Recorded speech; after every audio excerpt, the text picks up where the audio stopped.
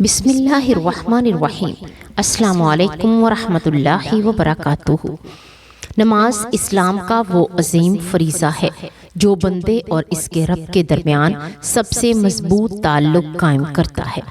نماز صرف چند حرکات و سکنات کا نام نہیں، بلکہ یہ اللہ تعالیٰ کے حضور مکمل عاجزی، بندگی، محبت، خوف اور امید کے ساتھ کھڑے ہونے کا نام ہے۔ اسلام میں نماز کو دین کا ستون قرار دیا گیا ہے، یعنی اگر نماز قائم ہے تو دین قائم ہے، اور اگر نماز ٹوٹ گئی تو گویا دین کی بنیاد کمزور ہو گئی۔ قرآن مجید میں اللہ تعالیٰ بار بار نماز قائم کرنے کا حکم دیتے ہیں، جیسا کہ فرمایا وَأَقِیمُوا الصَّلَاةَ وَآتُوا الزَّکَاةَ، یعنی نماز قائم کرو اور زکوٰۃ ادا کرو۔ یہ حکم مردوں اور عورتوں دونوں کے لیے یکساں ہے، اس میں کسی بھی قسم کا فرق نہیں کیا گیا۔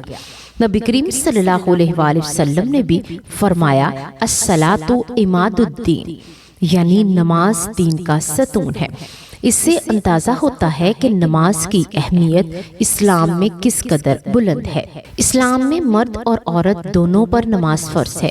شریعت نے جہاں مرد عورت کے فطری فرق کو ملحوظ رکھا ہے، وہیں عبادت کے بنیادی احکام میں دونوں کو برابر رکھا ہے۔ نماز، روزہ، زکوٰۃ اور حج جیسے بنیادی فرائض میں عورت بھی اسی طرح مکلف ہے جیسے کہ مرد۔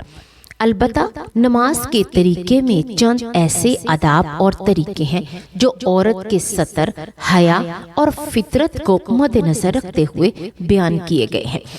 نبی کریم صلی اللہ علیہ وآلہ وسلم کا عمومی فرمان ہے سلو کما رأیتمونی اصلی، یعنی تم اسی طرح نماز پڑھو جیسے کہ مجھے نماز پڑھتے دیکھتے ہو۔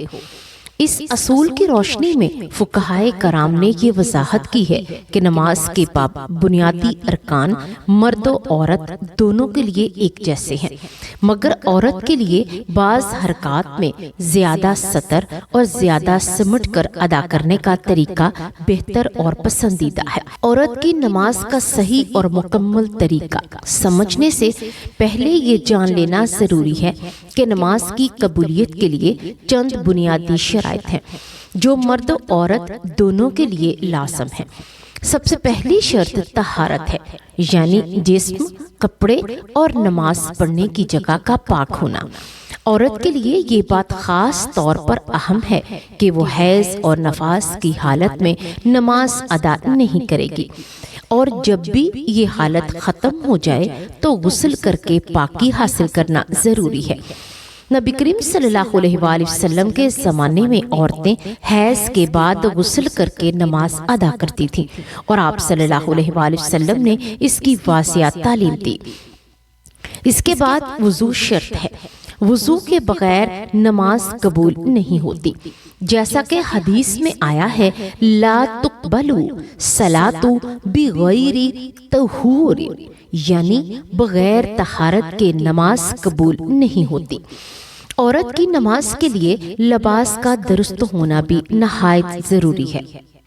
عورت کے لیے نماز میں پورا جسم ڈھانپنا فرض ہے، سوائے کے چہرے، ہاتھوں اور بعض فقہا کے نزدیک پاؤں کے، سر کے بال، گردن، سینہ، بازو اور ٹانگیں سب ڈھکی ہونی چاہیے۔ ڈھیلا اور ساتر لباس ہونا چاہیے تاکہ جسم کے خد و خال نمایاں نہ ہو۔ قرآن مجید میں اللہ تعالیٰ فرماتے ہیں یا بنی آدم خذوا زینتکم عند کل مسجد، یعنی اے آدم کی اولاد ہر نماز کے وقت اپنی زینت اختیار کرو۔ اس سے مراد صاف ستھرا اور باحیا لباس ہے۔ جب عورت نماز کا ارادہ کرے تو قبلہ رخ کھڑی ہو، نیت دل میں کرے۔ زبان سے نیت کے الفاظ ادا کرنا لازم نہیں، لیکن دل میں یہ ارادہ ہونا چاہیے کہ میں اللہ کے لیے فلاں نماز ادا کر رہی ہوں۔ نیت کے بعد تکبیر تحریمہ کہی جاتی ہے۔ عورت تکبیر کہتے وقت ہاتھ کندھوں تک یا سینے کے قریب اٹھائے، انگلیاں نہ بہت زیادہ کھلی ہوں اور نہ بالکل بند ہوں، بلکہ اعتدال کے ساتھ ہوں۔ تکبیر کہتے ہی نماز شروع ہو جاتی ہے اور اب دنیا کی باتیں حرام ہو جاتی ہیں۔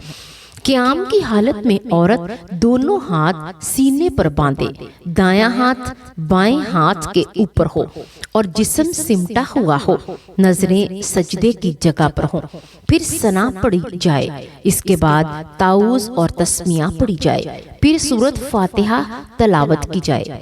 سورۃ فاتحہ نماز کا رکن ہے، اس کے بغیر نماز مکمل نہیں ہوتی۔ نبی کریم صلی اللہ علیہ وآلہ وسلم نے فرمایا، لا صلاۃ لمن لم یقرأ بفاتحہ الکتاب، یعنی جس نے سورۃ فاتحہ نہ پڑھی اس کی نماز نہیں۔ سورۃ فاتحہ کے بعد کوئی اور سورت یا قرآن مجید کی چند آیات پڑھی جائیں۔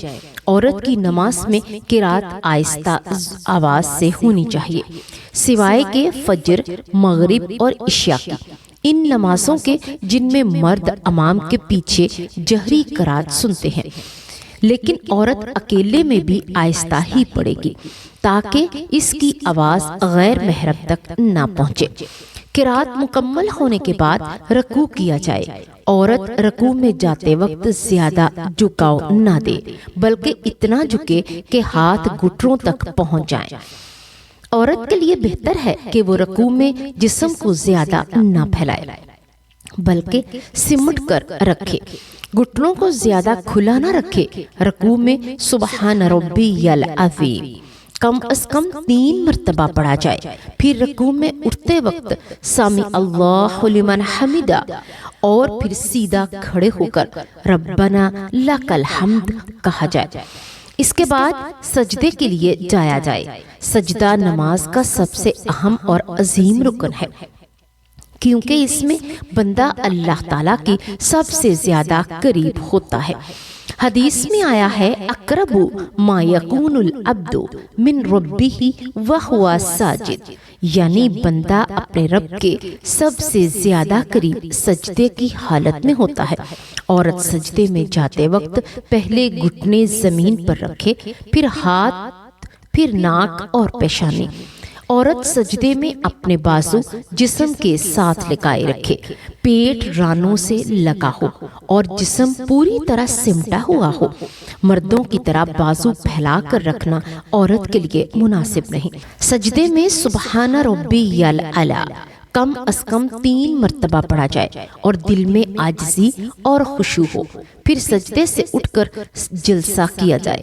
عورت جلسے میں دونوں پاؤں دائیں طرف نکال کر بائیں کولے پر بیٹھے اور ہاتھ دونوں رانوں پر رکھے، پھر دوسرا سجدہ اس طرح ادا کرے کہ ایک رکعت مکمل ہونے کے بعد دوسری رکعت کے لیے کھڑے ہوں۔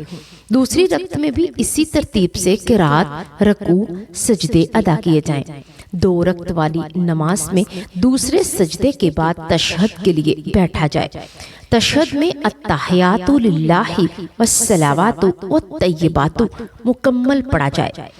عورت تشہد میں انگلی سے اشارہ کرنے میں احتیاط کرے۔ بعض فقہا کے نزدیک عورت کے لیے اشارہ نہ کرنا یا بہت ہلکا کرنا بہتر ہے۔ اگر نماز 3 یا 4 رکعت والی ہو تو تشہد کے بعد تیسری رکعت کے لیے کھڑے ہو جائیں اور تیسری اور چوتھی رکعت میں صرف سورۃ فاتحہ پڑھی جائے، پھر آخری رکعت کے تشہد میں درود ابراہیمی پڑھا جائے اور اس کے بعد دعائیں مانگی جائیں، خصوصاً وہ دعائیں جو نبی کریم صلی اللہ علیہ وآلہ وسلم سے ثابت ہیں۔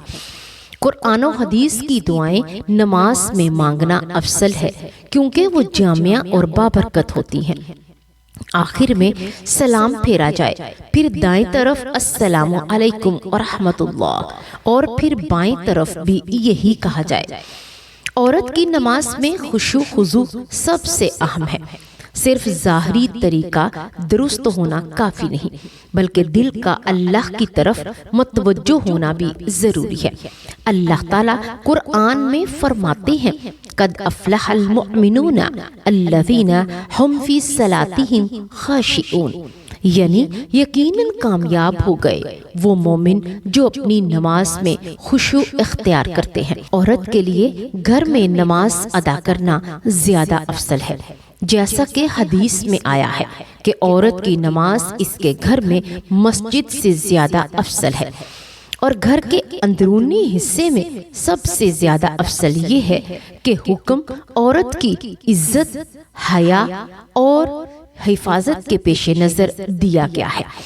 آخر میں یہ بات یاد رکھنی چاہیے کہ عورت کی نماز ہو یا مرد کی، اصل مقصد اللہ کی رضا حاصل کرنا ہے۔ نماز ہمیں بے حیائی، گناہوں اور برائیوں سے روکتی ہے، جیسا کہ قرآن میں فرمایا گیا، ان الصلاۃ تنہی عن الفحشاء والمنکر۔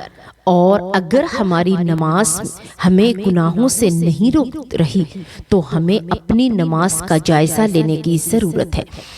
عورت جب مکمل توجہ، صحیح طریقے، صحیح لباس، پاکیزگی اور خلوص نیت کے ساتھ نماز ادا کرتی ہے تو وہ نہ صرف اپنے رب کو راضی کرتی ہے بلکہ اپنے گھر، اپنی اولاد اور پورے معاشرے کے لیے رحمت کا سبب بن جاتی ہے۔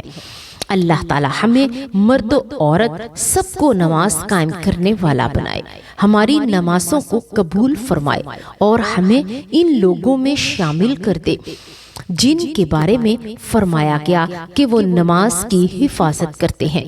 آمین یا رب العالمین۔ پیارے ناظرین، اگر آپ کو ہماری یہ معلوماتی اور ایمان افروز ویڈیو پسند آئی ہو تو آپ سے گزارش ہے کہ اسے لائک ضرور کیجیے گا اور اس نیک عمل کو صدقہ جاریہ سمجھ کر اپنے دوستوں اور عزیزوں تک ضرور پہنچائیے گا، کیونکہ رسول اللہ صلی اللہ علیہ وآلہ وسلم نے فرمایا، جو شخص کسی کو بھلائی کی طرف بلاتا ہے تو اسے ویسا ہی اجر ملتا ہے جیسا کہ عمل کرنے والے کو ملتا ہے۔ ہو سکتا ہے کہ آپ کی ایک شیئر کی ہوئی ویڈیو کسی کے دل کی دنیا بدل دے، کسی کو علم عطا کرے، کسی کی زندگی میں روشنی لے آئے۔ اس کا ثواب ہمیشہ ہمیشہ کے لیے آپ کے نامہ اعمال میں جمع ہوتا رہے۔ یاد رکھیے، اچھی بات کو پھیلانا خود ایک نیکی ہے اور نیکی کے چراغ جلانے والے کبھی اندھیروں میں نہیں رہتے۔ لہٰذا ناظرین، ہماری ویڈیو کو لائک کرنا نہ بھولیے گا، اور اگر آپ پہلی بار ہمارے چینل پر آئے ہیں تو چینل کو ضرور سبسکرائب کیجیے گا تاکہ آنے والی مزید ایمان افروز اور معلوماتی ویڈیو آپ تک سب سے پہلے پہنچ سکیں۔ ہم دل کی گہرائیوں سے دعا کرتے ہیں کہ اللہ تبارک و تعالی آپ سب کو دنیا و آخرت کی کامیابیاں عطا فرمائے، آپ کے گھروں میں برکتیں نازل فرمائے اور آپ کی دعاؤں کو قبول فرمائے، آپ کے دین اور دنیا کے مسائل آسان کرے اور آپ کو دین کی خدمت کی توفیق عطا فرمائے۔ آمین یا رب العالمین۔